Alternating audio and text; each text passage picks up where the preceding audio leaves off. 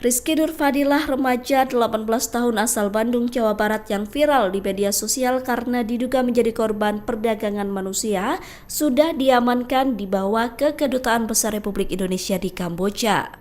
Kabar itu disampaikan oleh Kasat Reskrim Polresta Bandung, Kompol Lutfi Olot Gigantara pada Rabu 19 November. Rizky juga telah menjalani pemeriksaan di KBRI Kamboja. Kompol Lutfi mengatakan saat ini pemulangan Rizky sedang disiapkan. Pihak kepolisian juga melakukan koordinasi intensif bersama Balai Pelayanan Perlindungan Pekerja Migran Indonesia Jawa Barat untuk memulangkan Rizky. Polisi juga terus melakukan penyelidikan terkait dugaan Rizky menjadi korban TPPO di Kamboja.